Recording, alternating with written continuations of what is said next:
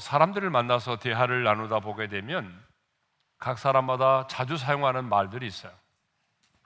제 아내는 설거지를 하다가 접시를 놓친다든지 어려운 순간을 만나게 되면 아이고 주여, 아이고 주여라는 말을 밥 먹듯이 합니다. 제가 아는 어떤 분은 참말로 라는 말을 자주 하기도 하고, 또 우리 교회 어떤 권사님은 수요 대표 기도를 할 때 보게 되면 정말로를 얼마나 많이 하는지, 제가 그래서 정말로 권사님이라고 별명을 짓기도 했어요. 한 문장에마다 정말로가 나와요. SNS에 한국인이 가장 많이 하는 말 베스트라는 제목으로 글이 올라와 있는데요, 우리 한국 사람 다수의 사람들이 가장 많이 쓰는 말이 뭐냐? 여러분 어떤 말을 많이 쓸 것 같아요? 이 말이래요. 진짜, 솔직히. 이거 보게 되면 거짓말을 많이 한다는 얘기인데요, 또 인간적으로, 까놓고 말해서, 막말로, 너 이러는 거 아니다, 뭐 이런 말들을 많이 한다고 그래요. 그 밖에도 언제 밥이나 한번 먹자, 너만 알고 있어, 뭐 이런 얘기들을 많이 한다고 그럽니다. 학생들의 경우에는요, 제일 많이 쓰는 말이 뭔지 알아요? 첫 번째가 있잖아요. 두 번째는 저요. 어머니들의 경우에 자식들을 향해서 가장 많이 한 말이 뭐예요? 밥 먹어, 너 공부 안 해?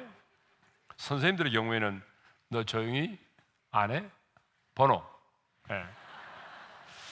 자, 우리 하나님은 하나님의 자녀된 우리들을 향해서 어떤 말을 많이 할까를 생각해 봤어요.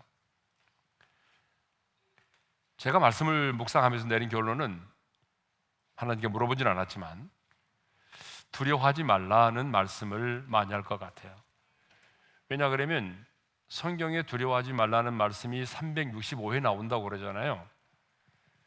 그러니까 1년이 365일이니까 여러분, 우리는 매일매일 두려움에 노출되어 있고 두려워할 수밖에 없는 상황 가운데 살아간다는 거죠.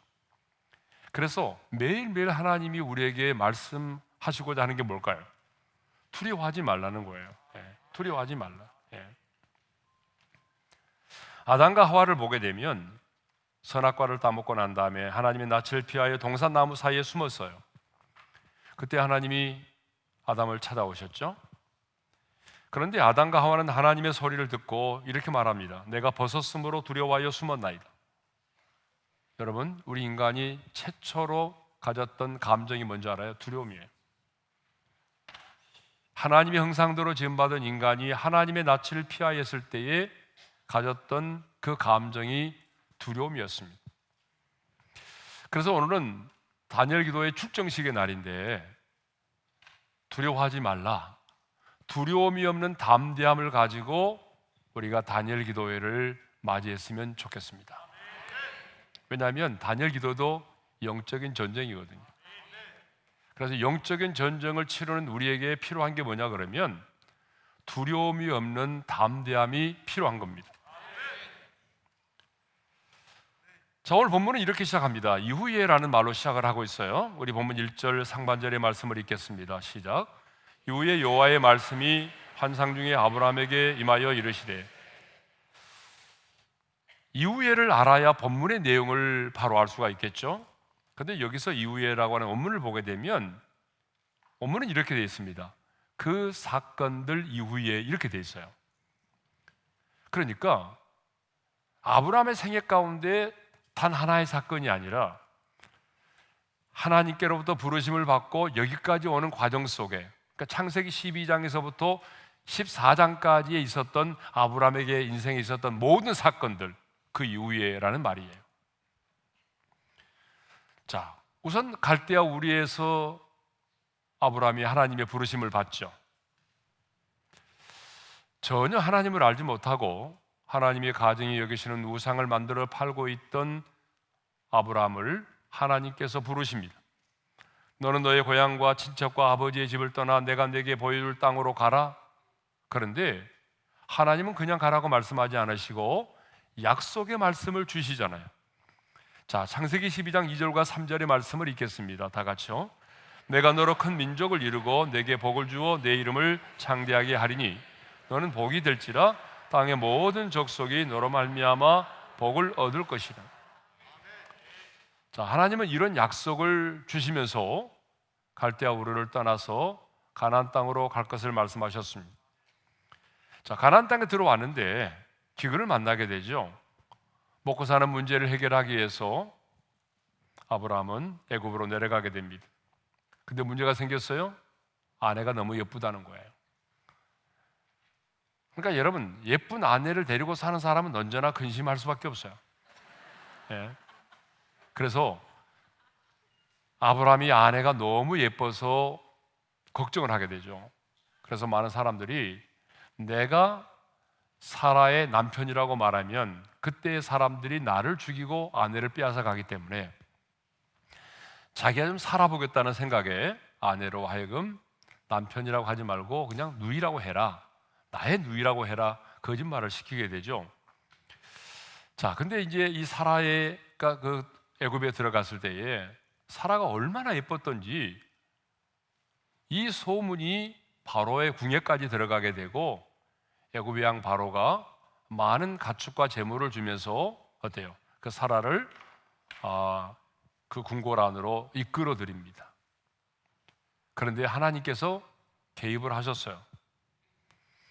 하나님께서 어떻게 개입을 하셨는지는 모르겠지만 애굽의 왕 바로가 이 일로 인해서 깜짝 놀라게 됩니다. 하나님이 바로와 그 집에 큰 재앙을 내리셨어요. 그래서 놀랍게도 아브라함의 아내 사라가 다시 이제 아브라함의 품으로 돌아오게 됩니다. 이 일로 인해서 많은 양과 소와 암수 나귀와 노비까지 얻게 돼서 아브라함이 졸지에 부자가 되었습니다. 이 사건을 경험하면서 아브라함이 깨달은 것이 있어요. 아, 나는 하나님의 사람이니까 거짓말을 해도 부자가 될 수 있구나. 이걸 깨달은 게 아니고 아브라함이 깨달은 게 뭐냐 그러면 내게 나타나셔서 떠나라고 말씀하시고 여기까지 인도하신 그 하나님, 내게 약속하신 그 하나님이 정말 살아계신 하나님이시로구나. 그리고 애굽의 왕 바로가 꼼짝 못하는 것을 보니까 내가 믿는 하나님은 애굽의 바로 왕보다 더 크고 위대하신 하나님이시로구나.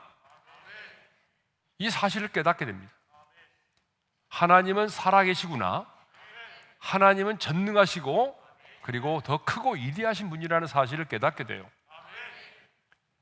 그래서 이 처음의 신앙을 통해서 믿음이 성숙해지고 자라게 됩니다. 그래서 이제 이후에 어떤 일이 벌어지냐 그러면 아브라함의 가축과 은금이 많아짐으로 인해서 자신의 조카 롯과 헤어지게 되는 사건이 벌어지게 됩니다. 동거하기가 불편해졌어요. 그러자 아브라함이 롯에게 말합니다. 나를 떠나가라. 네가 좌하면 나는 우하고 네가 우하면 나는 좌하리라. 여러분, 정말 이거 있을 수가 없는 일이잖아요. 자기 조카 롯은요 스스로 부자가 된 게 아니에요. 자기 따라와서 어때요? 부자가 된 거잖아요. 선택권이 누구한테 있는 거예요? 아브라함에게 있는 거잖아요. 근데 아브라함은 모든 것을 내려놓고 네가 먼저 선택해라. 그런데 이 조카 롯은요 양심도 없어요.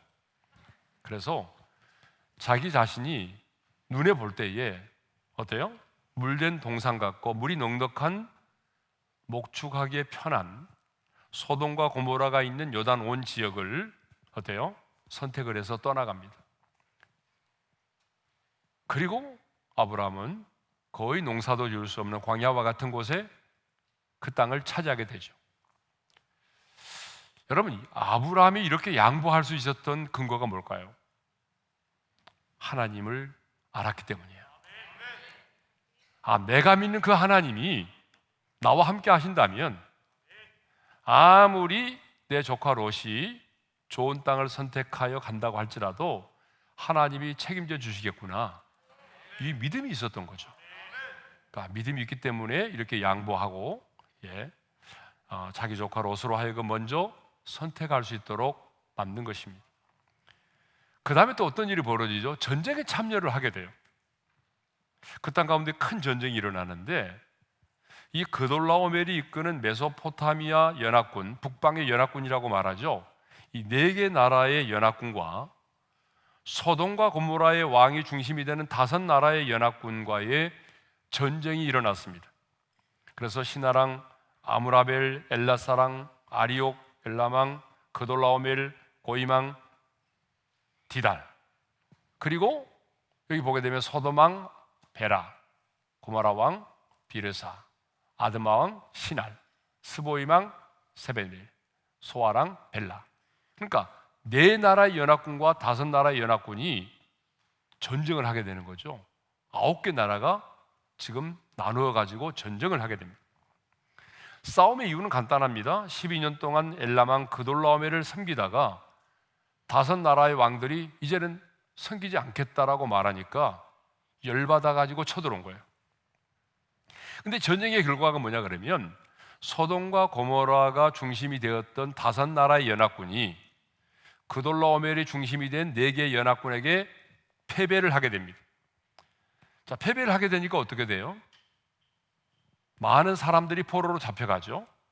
그리고 많은 가축이라든가 재물들을 다 빼앗아 갔어요. 근데 소돔 땅에 살고 있던 누구도 잡혀갔어요?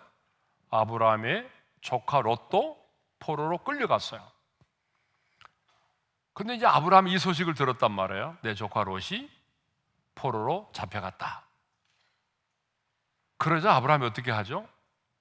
아브라함이 자기 집에서 길고 훈련된 318명의 그런 병사들, 훈련된 사람들을 거느리고 저 북쪽에 있는 단까지, 다메섹 왼편 호박까지 쫓아가서 기습 공격을 해가지고 빼앗겼던 재물과 자기 조카 롯과 그 재물 부녀와 친척들을 다 찾아왔어요. 여러분, 이건 엄청난 일이잖아요.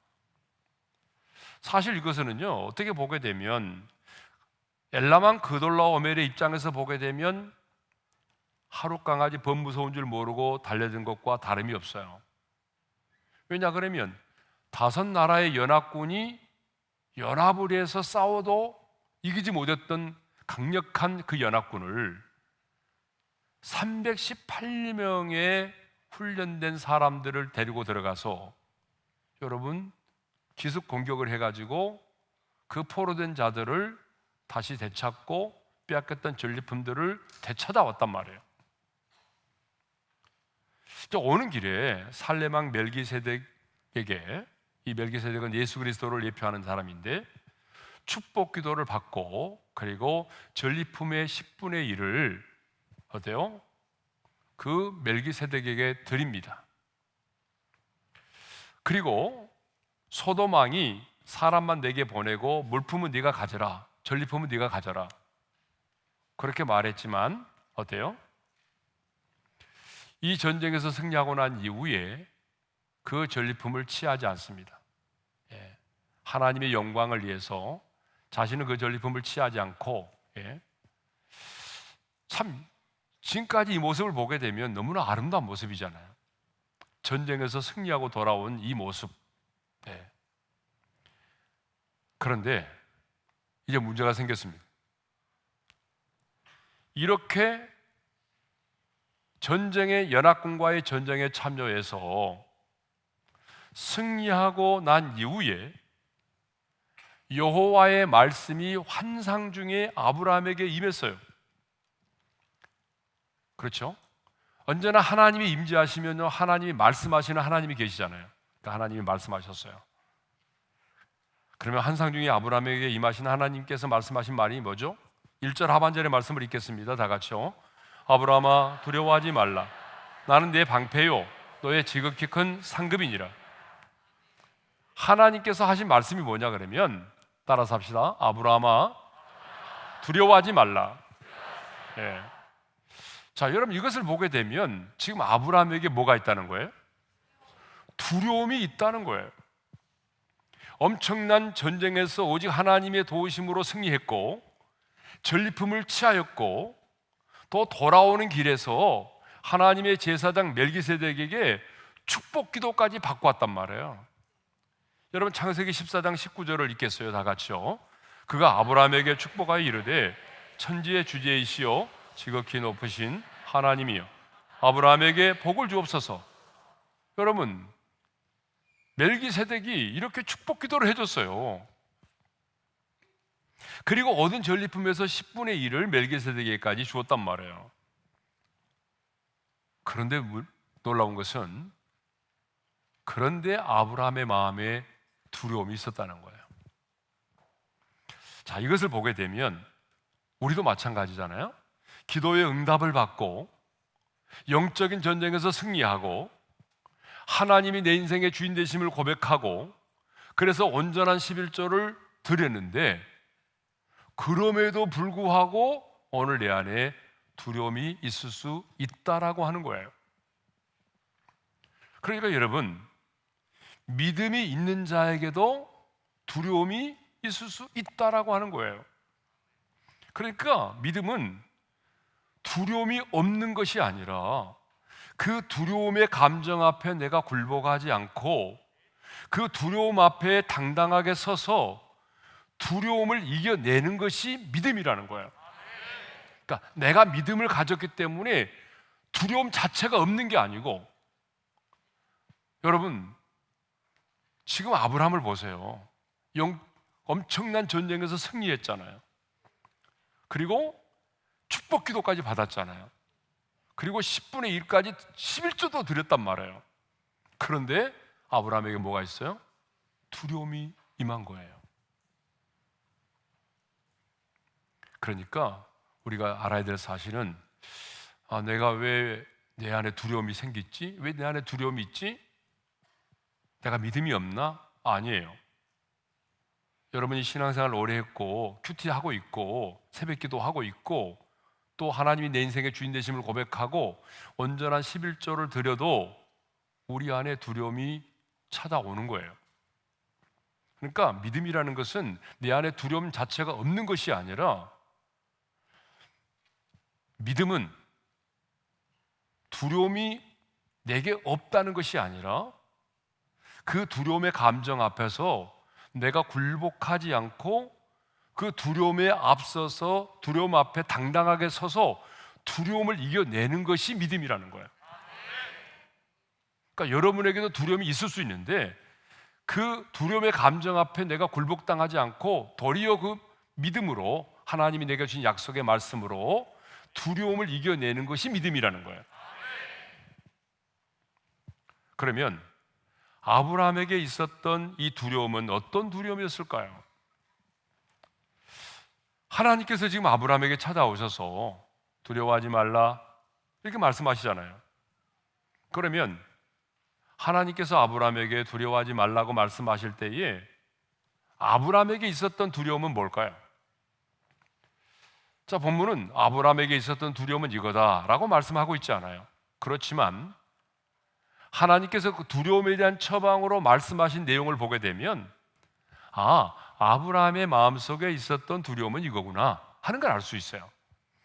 자, 우리 1절 하반절의 말씀을 다시 한번 읽어볼까요? 시작. 아브라함아 두려워하지 말라. 나는 네 방패요 너의 지극히 큰 상급이니라.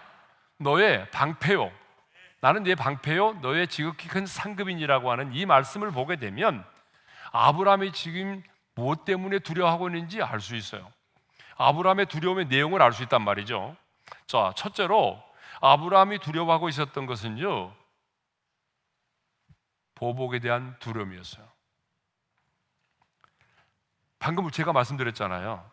그 엄청난 4개 나라와 5개 나라의 그 전쟁을 했는데 5개 나라의 연합군이 4개 나라의 연합군에게 졌고 소돔에 살고 있던 조카 롯도 끌려갔고, 그런데 그 소식을 듣고 아브라함이 진짜 겁도 없이 318명을 데리고 어때요? 쫓아가서 기습 공격을 해가지고 그 4개 나라 연합군을 물리치고 어때요? 조카 롯뿐만 아니라 포로된 자들을 되찾아오고 전리품까지 다시 뺏어 와가지고 다시 다 나눠줬단 말이에요. 그런데 그 승리 이후에 복수에 대한 두려움이 엄습한 거예요.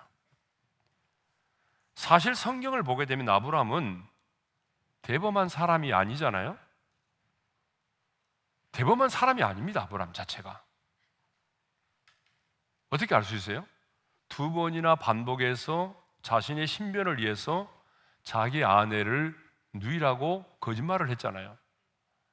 한 번도 아니고 2번이나 그랬어요. 예? 여러분, 이런 남자 만나면 안 됩니다.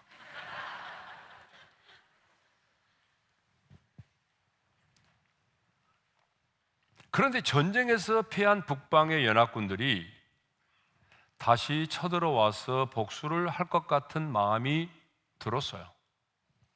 왜냐 그러면 보통 전쟁에서 지고 나면 패인 분석을 하잖아요. 왜 우리가 졌지? 우리를 기습 공격한 군대는 어떤 놈들이야? 그 주동 인물은 누구야? 그 대장은 누구지? 왜 우리는 졌지? 여러분, 전쟁에서 지고 나면요, 그 패인을 분석하게 돼 있어요. 분석해보니까 이게 황당한 거예요. 318명밖에 안 되는, 별로 무장도 안 된, 별 볼 일 없는 자들에게 당한 거예요. 대장이 누구냐? 아브라함이래요. 여러분, 아브라함이 이 사실을 알고 있었어요. 그러면 저놈들이 쳐들어올 텐데, 그때는 이겼는데 또 이길 수 있을까? 아니, 그들이 다시 복수하기 위해서 쳐들어온다면 가장 먼저 나를 죽일 텐데 내가 살아남을 수 있을까?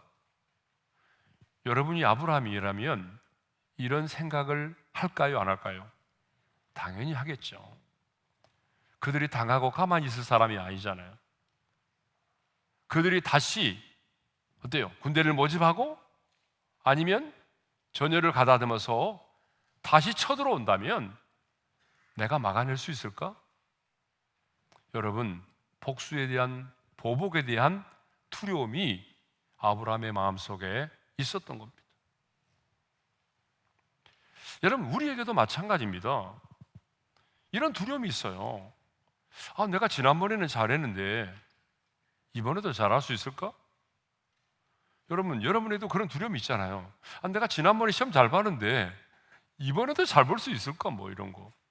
지난날에는 매상이 참 잘 올랐는데 이번 달에도 매상이 오를까? 뭐 이런 장사하는 사람들은. 지난번에는 내가 참 PT를 잘하고 발표를 잘했는데 이번에도 내가 잘할 수 있을까? 경쟁 관계에 있는 회사가 패인을 분석하고 더 좋은 아이템으로 더 좋은 기술로 공격해오면 어떻게 하지? 지난번에는 사탄의 집요한 공격을, 사탄의 참소를 말씀으로 물리쳤는데 이 다음에도 사탄의 공격을 이겨낼 수 있을까? 생각해보면 막 두려움이 임하는 거잖아요. 성폭력 당하는 분들에게는 또다시 성폭력을 당하지 않을까라는 두려움이 있다고 그러잖아요. 그러니까 지난번에는 내가 경찰의 도움으로 그 상황을 이겨낼 수 있었는데 그 인간이 깜빵에서 나와가지고 다시 나를 보복하면 어떻게 하지? 뭐 이런 두려움. 내가 이사를 가지만 집요하게 내가 있는 곳까지 찾아오면 어떻게 하지? 그러니까 사람들에게는 이렇게 다양한 두려움이 있는 거예요. 그러니까 아브라함에게도 그 두려움이 있었다는 거죠. 다시 그들이 쳐들어와서 나를 복수하면, 보복하면 어떻게 하지? 그 보복에 대한 두려움이 있었어요. 두 번째로 어떤 두려움이 있었냐 그러면 저물어 가는 자신의 인생에 대한 초조함과 절망감이 가져다주는 두려움이 있었어요. 여러분, 우리가 잘 아는 것처럼 아브라함이 부름을 받을 때 나이가 몇 살이었어요? 75세. 그렇죠? 예. 아브라함이 부름을 받을 때 나이가 75세였거든요. 창세기 12장 4절에 보니까 아브라함이 하란을 떠날 때 75세였더라 그랬잖아요. 그런데 하나님의 약속이 뭐였어요? 아까 우리 잠깐 읽어봤지만 내가 너로 큰 민족을 이루게 하리라. 너는 복이 될지라. 땅의 모든 족속이 너로 말미암아 복을 얻을 것이라 그랬잖아요. 근데 10년이라는 세월이 지났어요. 이때 아브라함의 나이가 약 85세였단 말이에요. 하지만 그 약속 어느 거 하나 이루어지지 않았어요. 예? 자녀를 주지 않았어요. 또 창세기 14장을 보게 되면 조카 롯과 헤어지고 난 다음에도 그때도 하나님은 나타나셔서 이렇게 말씀을 하십니다. 보이는 땅을 내가 너와 내 자손에게 주리니 내가 내 자손이 땅에 특권을 갖게 하리니. 아니, 아내는 임신도 안 되는데 아내는 이미 자손을 얘기하고 있어요. 땅과 자손에 관한 이야기를 하고 있어요. 이렇게 하나님은요, 아브라함에게 성경에 기록된 것만 보더라도 2번에 걸쳐서 땅과 자손에 대한 약속을 하셨어요. 그러니까 아브라함은 적어도 성경에 기록된 내용만 보더라도 2번에 걸쳐서 하나님께로부터 약속을 받았단 말이에요. 땅에 관한 약속, 자식에 관한 약속, 받았어요. 그런데 10년이라는 세월이 지났잖아요, 지금. 여러분, 내 나이가 40이고 그런데 10년이 지났다, 그건 문제가 될 것이 없어요. 75세 부름 받아가지고 85세가 됐단 말이에요. 이제 저물어 가는 인생이잖아요, 지금. 나이로 말하면 시들어져 가는 인생이잖아요, 지금. 그런데 하나님은 약속만 해놓고 그 약속이 이루어지질 않는 거예요, 지금. 그러니 저물어 가는 자신의 인생에 대한 초조함과 절망감이 날이 갈수록 자기 자신을 사로잡는 거예요. 여러분, 그러지 않겠어요? 나이가 들어가면 하루하루가 너무 빨리 지나가는 것 같잖아요. 예? 그 나이의 속도에 따라서 시간이 빨리 간다고 그러잖아요. 예?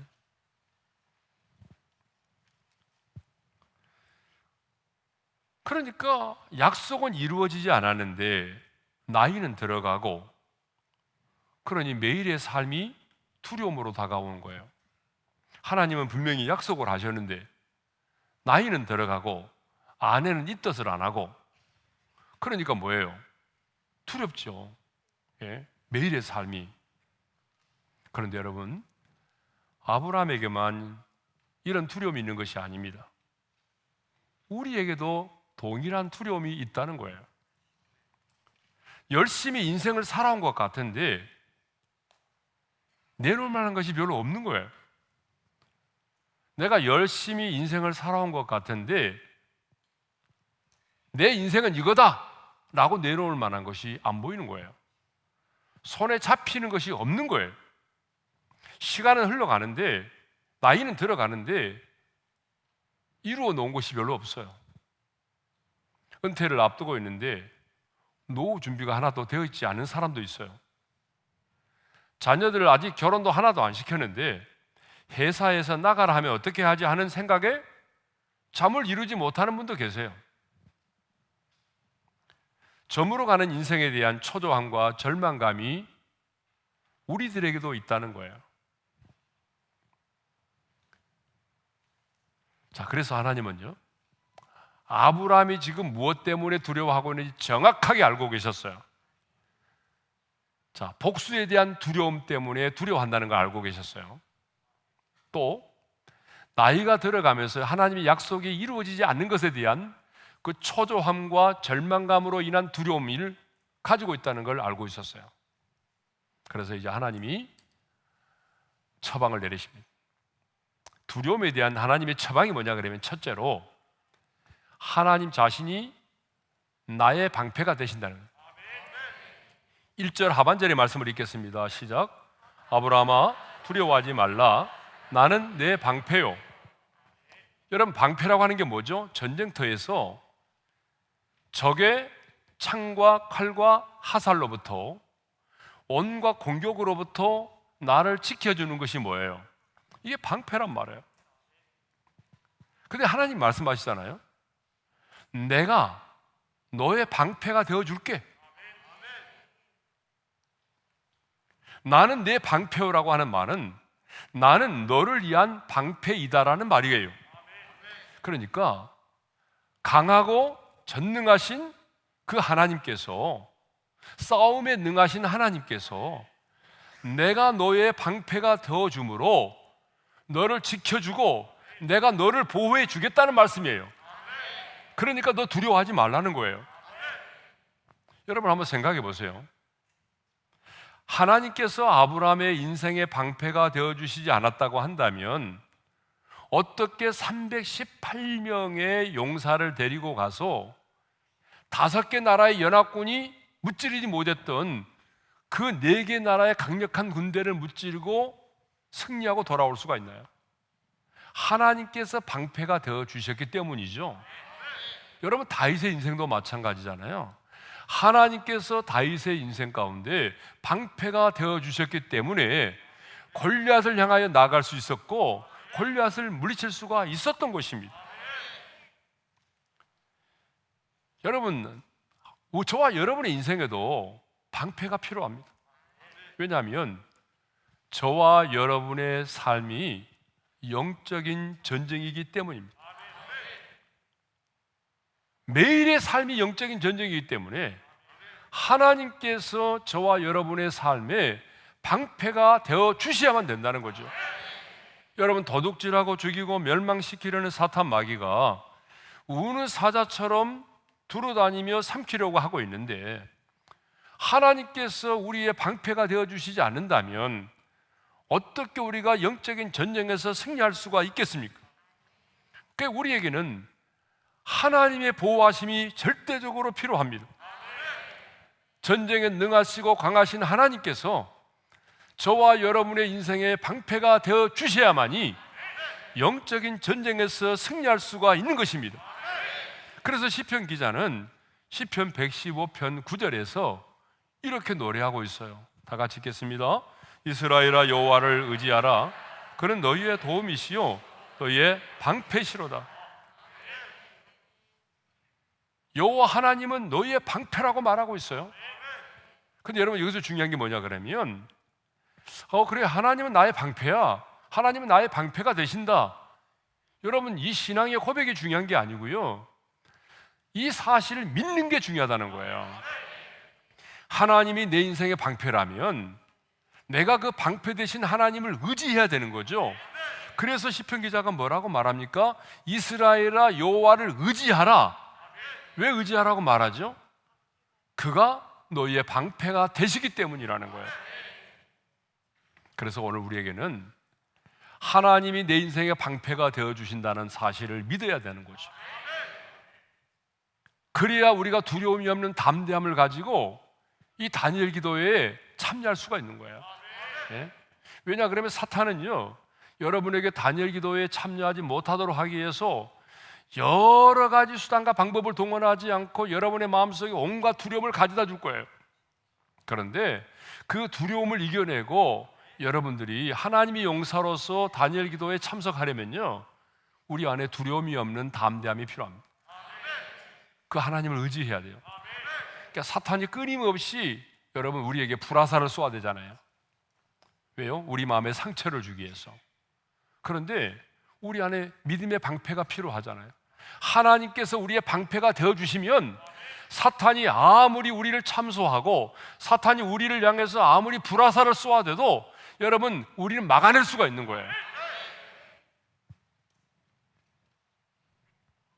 자, 두 번째로 하나님께서 아브라함에게 그 두려움을 이겨낼 수 있도록 하기 위해서 주신 말씀이 뭐냐면 하나님이 나의 지극히 큰 상급이시다라고 하는 거예요.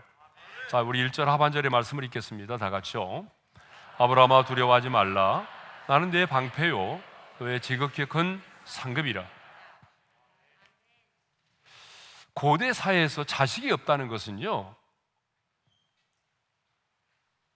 상속자가 없다는 거잖아요. 상속자가 없다는 것은 다른 말로 말하면요, 미래가 없다는 거예요. 그런데 지금 아브라함에는 자식이 없는 거예요. 자신의 대를 이어줄 후사가 없는 거예요. 상속자가 없어요. 그런데 자식만 없는 것이 아니라 자신이 묻힐 땅 한 평도 없어요. 사실 전쟁에서 승리해서 많은 전리품을 취했지만 하나님의 영광을 위해서 모든 전리품을 하나도 갖지 않고 소돔 왕에게 주었어요. 소돔 왕이 주는 상급도 거절했어요. 그런데 하나님 말씀하십니다. 아브라함아, 두려워하지 말라. 나는 너의 지극히 큰 상급이니라. 여러분, 상급이라는 말이 뭐예요? 상을 준다는 거잖아요. 아까 우리 김은수 집사님도 간증 가운데 말씀하셨잖아요. 하나님께서 우리 주영이 형제에게 더 큰 상급을 주겠다고 말씀하신다고 그러지 않았어요? 예. 그러니까 우리 예수님도 그렇게 말씀하셨어요. 나로 말미암아 너희를 욕하고 박해하고 거짓으로 너희를 거슬러 모든 악한 말을 할 때에는 너희에게 복이 있나니 기뻐하고 즐거워하라. 하늘에서 너희의 상이 큼이라. 예. 그러니까 지금은 모든 상황이 암울하게 보이고 소망이 없는 것처럼 보이지만 두려워하지 말라는 거예요. 왜냐하면 내가 너의 지극히 큰 상급이기 때문에. 이 말은 무슨 말이냐면 내가 너의 지극히 큰 상급이다라고 하는 말은요, 내가 너의 인생을 책임져 준다는 거예요. 그리고 가장 크고 영광스럽고 아름다운 것으로 내가 갚아주신다는 거예요. 오늘 이 말씀이 아브라함에게는요, 너 지금 약속이 이루어지지 않아서 자식이 없다고 지금 그렇게 불평하고 의기소침하고 두려워 떨고 있지만 나는 반드시 약속을 지킨다는 거예요. 그런데 아브라함은 두려워 떨고 있는 자신에게 하나님께서 지니 환상 중에 임재하셔서 내가 너의 방패가 되어주리라, 내가 너의 큰 상급이 되어주리라고 말씀하셨지만 현실적으로 자식이 없다는 이유 때문에 이렇게 반문하게 됩니다. 2절의 말씀을 읽습니다. 다 같이요. 아브라함이 이르되 주 여호와여 무엇을 내게 주시려 하나이까? 하나님께서 환상 중에 말씀하셨어요. 아브라함아 두려워하지 말라. 내가 너의 방패가 되고 나는 너의 큰 상급이니라. 이렇게까지 말씀을 하셨음에도 불구하고 아브라함은 이렇게 하나님께 말하죠. 주 여호와여 무엇을 내게 주시려나이까? 사실 이 말은요, 지금까지 약속만 하시고 자식을 주시지 않으셨으면서 나에게 도대체 무슨 상급을 주시겠다는 말입니까? 여러분, 이런 얘기예요. 그래서 2절에 이렇게 말하죠. 2절의 말씀을 읽겠습니다. 다 같이요. 나는 자식이 없사오니 나의 상속자는 이 다메섹 사람 엘리에셀이니이다. 이제 나의 몸은 늙어가고 있는데 하나님께서 내게 주시겠다고 하신 약속, 이 상속자를 내게 주시지 않으셨으니 이제 내가 이 다메섹 사람 엘리에셀을 상속자로 삼겠습니다. 계속해서 아브라함이 이렇게 말하죠. 3절의 말씀을 읽겠습니다. 다 같이요. 아브라함이 또 이르되 주께서 내게 씨를 주지 아니하셨으니 내 집에서 길린 자가 내 상속자가 될 것이니이다. 계속해서 지금 하나님 앞에 불평을 쏟아내는 겁니다. 주께서 상속자를 주시지 아니하셨으니 내 집에서 길려온 종 가운데 엘리에셀을 상속자로 삼겠다는 거예요.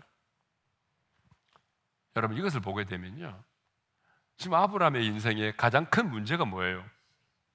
자식의 문제였다는 거예요. 후사의 문제. 이 문제를 가지고 오랫동안 기도했습니다.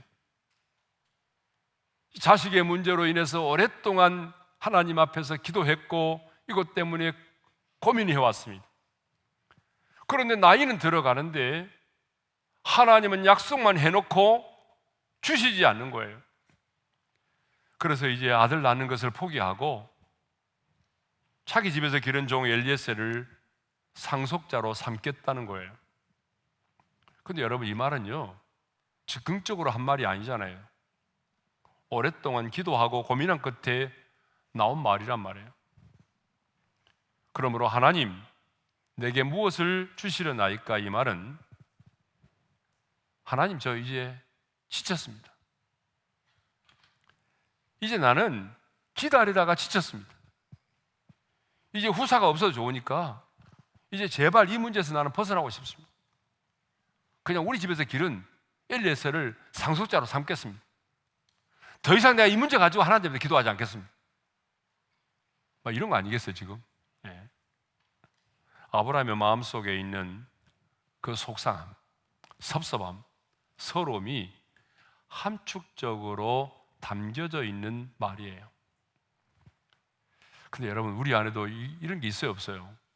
있어요. 지금 다니엘 기도회를 앞두고 있는 우리의 마음속에도 하나님에 대한 이 속상함, 하나님에 대한 섭섭함, 서러움 있다고요. 신앙과 현실 속에서 우리가 겪고 있는 많은 갈등이 있는 거예요. 하나님은 분명히 내게 이렇게 약속하셨는데, 그리고 나는 그 약속의 말씀을 붙들고 이렇게 살아왔는데, 현실적으로 보게 되면 이루어진 것은 별로 없어요.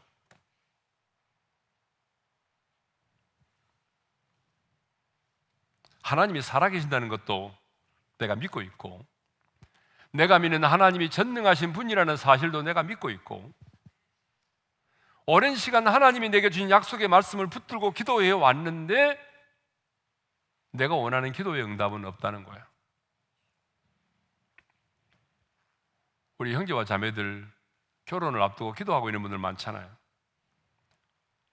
예를 들자면 결혼도 마찬가지잖아요. 오랫동안 결혼을 위해서 기도해 왔어요. 그 좋은 사람이 많이 나타났지만 믿음이 없다는 이유 때문에 포기하고 만나지 않고 여기까지 왔거든요. 그런데 나이만 들어간 거예요. 나이가 들어가니까 이제 사람이 나타나지도 않는 거예요. 그래서 이렇게 말하죠. 주님, 저 이제 지쳤어요. 그리고 이렇게 말한 분도 있어요. 그냥 누구든지 신앙만 있으면,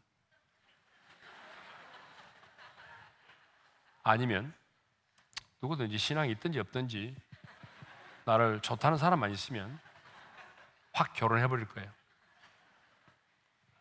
이렇게 말하는 분도 있어요. 실제로 여러분, 그렇잖아요. 내가 그동안에 믿음의 가정을 이루겠노라, 그래서 오랜 시간 동안 하나님 주신 꿈을 가지고 믿음의 가정을 이루기 위해서 기도를 해왔는데, 그런데 응답은 되지 않았어요. 그러니까 우리가 이제 하나님 앞에 섭섭함을 갖고 있는 거죠. 하나님에 대한 서운함, 하나님에 대한 섭섭함, 이것이 우리 안에 서러움으로 다가오기도 하고, 그렇죠. 그런데 아브라함도 마찬가지였거든요. 지금 아브라함이 하나님께 자신의 하나님께 대한 서러움과 섭섭함과 그 속상한 마음을 가지고 하나님께 막 따지는 거잖아요, 지금. 그런데 하나님께서는요, 그 부분에 대해서 책망하지 않았어요. 하나님, 저 속상해요. 하나님, 저 그럴 수 있어요? 그냥 이제는 나 포기했어요. 지쳤어요. 약속만 해주시고 안 주셨잖아요, 지금까지. 그러니까 그냥 우리 집에서 기르는 종 가운데 엘리에셀을 상속자로 삼을 거예요. 이렇게 말했잖아요. 그러면 하나님께서 이렇게 말씀하시잖아요. 너 그거밖에 믿으면 안 돼? 나 너 그렇게 안 많은데 너 왜 그래? 네 믿음이 그 정도야? 너 수준이 그 정도밖에 안 돼? 너는 좀 끝까지 나를 믿어주면 안 돼? 근데 하나님 그렇게 말씀하지 않았어요. 책망하지 않았어요. 여러분, 때로는 우리가 하나님 앞에 우리의 속상함, 우리의 서러움, 그런 걸 하나님 앞에 토로할 때가 있잖아요. 여러분, 토로하세요. 섭섭하면요, 하나님 진짜 섭합니다. 괜찮아요, 여러분. 여러분이 마음이 상한 거 있으면 상한 마음을 그대로 이야기하시면 돼요. 속상하면 하나님 앞에 그냥 속상하다고 말씀하세요. 힘들면 힘들다고 말하시면 돼요. 사람에게 말하지 말고 하나님께 토로하세요. 한나처럼. 근데 하나님은 절대로 우리의 그런 모습에 대해서 너 믿음이 그 정도밖에 안 되니? 하면서 우리를 정죄하지 않아요. 하나님은 우리를 책망하지 않습니다. 그런 아브라함에 대해서 하나님이 책망하지 않았어요. 하나님 하신 말씀이에요. 나는 너의 큰 상급이야. 어떻게 보게 되면 정말 아브라함이 듣고 싶지 않았던 말씀이죠. 그래? 조금만 기다려봐. 몇 년 지나면 말이야, 네 아내가 입덧할 거야. 이렇게 말씀하지 않았어요. 하나님이 주신 말씀 뭐예요? 나는 너의 큰 상급이야. 저 주님 때문에 엄청 손해봤어요. 네가 나 때문에 손해를 봤다고 하지만 그래도 주님 말씀하십니다. 나는 너의 큰 상급이야. 네가 나로 인하여 손해를 보았다면 내가 더 크고 아름다운 것으로 갚아줄게. 더 큰 상으로 채워줄게. 너는 눈에 보이는 것만을 전부로 생각하지? 눈에 보이는 것만이 전부가 아니야. 이 땅에서 누리지 못하면 영광스러운 하나님의 나라에서 누리게 해줄게.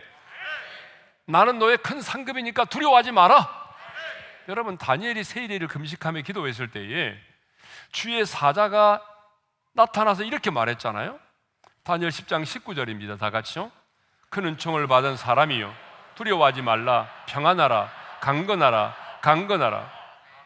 여러분, 큰 은총을 받았던 다니엘에게도 두려움이 있었다는 사실입니다. 여러분, 신실한 믿음의 사람들에게도 두려움이 있었다는 사실입니다. 두려움이 없는 사람은 없습니다. 그런데 하나님은 말씀하십니다. 두려워하지 말라. 어떤 상황에도 두려워하지 말라는 것입니다. 주님은 우리가 두려움의 포로가 되기를 원치 않으십니다. 하나님을 신뢰함으로 하나님이 내게 주신 약속의 말씀을 붙들고 그 믿음으로 우리 안에는 두려움을 극복하고 이겨내기를 원하십니다. 그래서 여러분, 성경에 두려워하지 말라는 말씀이 365회 나온다고 그랬잖아요. 그런데 하나님께서 두려워하지 말라는 말씀을 하실 때에 전후 문맥을 보게 되면 언제나 등장하는 말씀이, 가장 많이 등장하는 말씀이 뭐예요? 내가 너와 함께 함이니라요. 대표적으로 이사야 41장 10절의 말씀을 읽겠습니다. 다 같이요. 두려워하지 말라. 내가 너와 함께 함이라. 놀라지 말라. 나는 네 하나님이 됨이라. 내가 너를 굳세게 하리라. 참으로 너를 도와주리라. 참으로 나의 의로운 오른손으로 너를 붙들리라. 여러분, 두려워하지 말라고 말씀하면서 하나님께서 항상 하시는 말씀이 뭐예요? 내가 너와 함께 하기 때문에 두려워하지 말라는 거예요. 오늘 본문에서는요, 내가 너의 방패가 되어줄 것이니까 두려워하지 말라는 거잖아요. 여러분, 이게 무슨 말이에요? 방패가 되어주신다는 것은 사탄의 공격으로부터, 누군가의 공격으로부터 내가 너를 막아줄게, 내가 너를 지켜줄게, 내가 너를 보호해줄게. 두려워하지 말라는 거예요. 여러분, 사탄으로부터 엄청난 공격을 받고 계세요? 아니면 어떤 사람으로부터 집요하게 공격을 받고 계세요? 주님 말씀하시잖아요. 내가 너의 방패라. 내가 너의 인생의 방패가 되어줄게. 내가 너를 지켜줄게. 내가 너를 보호해줄게. 너 두려워하지 말라는 거예요. 너는 나를 의지하라는 거예요. 사람 의지하지 말고 나 의지하면 내가 너의 인생의 방패가 되어주리라. 사탄이 너에게 상처를 갖도록 하기 위해서 불화살을 쏘아댄다 할지라도 내가 막아줄게. 하나님의 약속이에요. 또 하나님께서 하신 말씀이 뭐예요? 내가 너의 큰 상급이 되어줄게. 이 말은 무슨 말입니까? 하나님이 우리의 인생의 상급이 되어주신다는 말은 내가 너의 인생을 책임져 준다는 거예요. 너 지금 나이가 들어가면서 시간이 흐르면서 초조하고 절망하고 이렇게 인생이 끝나는 거 아닌가? 두려워하고 있지만 두려워하지 말라는 거예요. 왜? 내가 너의 인생을 책임져 줄 거니까. 그리고 가장 영광스러운 상급으로 내가 갚아줄 거니까 두려워하지 말라는 거예요. 예? 오늘 다니엘 기도회 출정식 하는 날인데 제가 너무나 빠른 속도로 하다 보니까 혀가 꼬이고 그랬는데, 예, 그렇지만 오늘 하나님 우리에게 주신 말씀은 분명합니다. 두려움이 없는 담대함을 가지고 영적 전쟁의 선봉에 서라는 것입니다. 두려움이 없는 담대함을 가지고 기도하라는 거예요.